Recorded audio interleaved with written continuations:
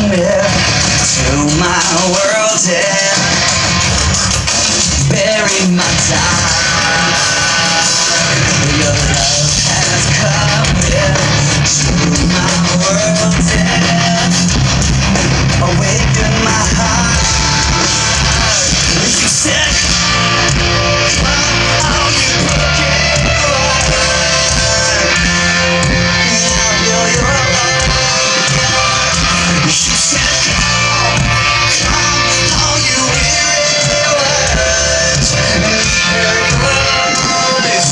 I heard your voice. You are the best thing that has ever happened to me. The best thing that has ever happened. You are the best thing that has ever happened to me. I'm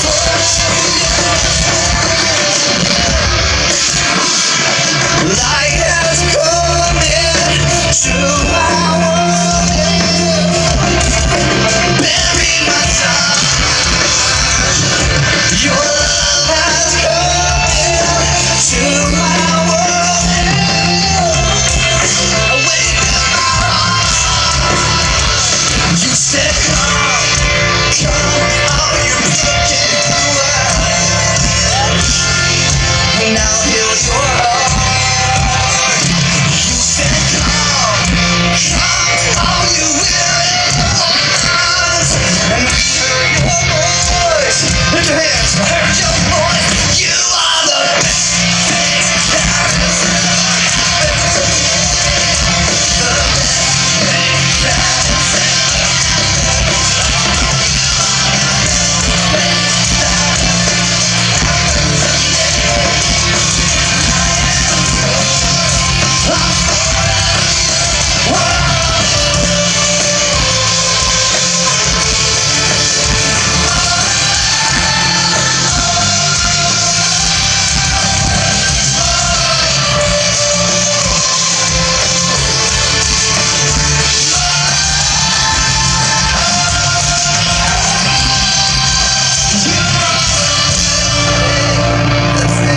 happened to me.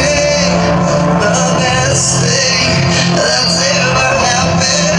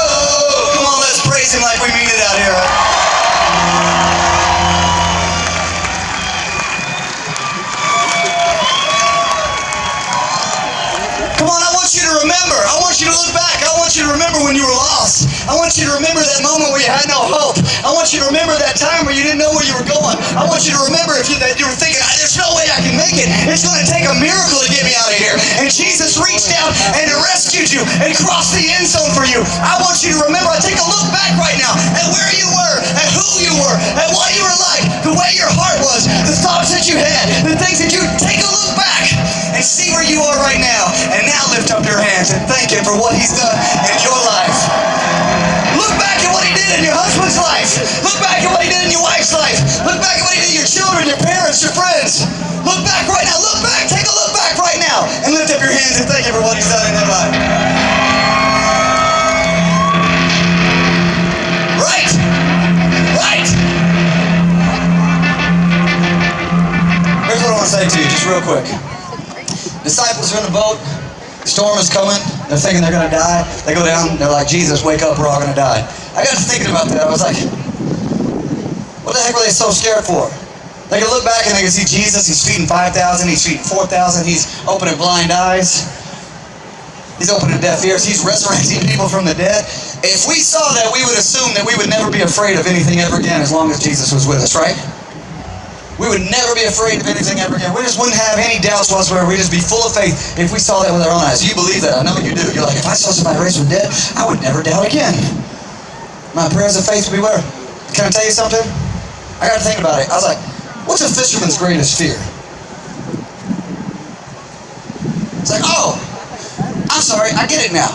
Their greatest fear was happening. That thing that they were afraid of more than anything else in their entire life. That was happening. They were out in the middle of the ocean with no cell phone service. And they're like, Jesus, we can't reach the Coast Guard from here. We're going to die. And they're freaking out. They're like, wake up, dude. Wake up. Get up here. I got to thinking. I get it. I get it. Because, see, I got a track history, too, of Jesus saving me. I can look back and I can say, man, I didn't deserve it right there, and he saved me. Oh, and I remember when I didn't have any money, and we had a whole bunch of bills due, and this check showed up in the mail, and I was like, what? And I remember when there was some sickness, and then there was healing. And then I remember when there was sickness, and there wasn't healing, and somehow he still brought us through that. And I remember when I screwed things up so bad that I thought my life was over, ministries was over, and all that, and he still brought me through that. I got all this track history of healing, and miracles, and faithfulness, and God being God. And yet, there are moments, even the disciples, when the most terrifying thing, the thing that you're most afraid of, what is it for you? That you can't pay your bills, that sickness comes, that depression, suicidal thoughts, whatever it is, drug addiction, temptation, sexual temptation, addiction, sin, habitual sin that you just can't get out of, that you just keep going over, and you leave, and you come back, and then you leave, and you come back, and you leave, and come back, and you think, when is this ever going to end? That thing that you're most afraid of, death, that thing when somebody says, you got 2 weeks to live, and you're terrified, and you're scared to death, that thing. And you still got a track history of God being God. You still got a track history. You're looking back and he's there, right? He's been there the whole time. And we should have seen. We just like the disciple. He's been carrying us along and been doing miracles in our life the whole entire time. But when the most terrifying thing happens, we still get scared, don't we? And we're like, Jesus, wake up! You know what the difference is between us and the world? Is those same exact things happen to everybody else. They happen to the rain falls on the just and the unjust. It happens to everybody else. You know what the difference is between us and them? We all get scared. And no offense, but we have Jesus in our boat.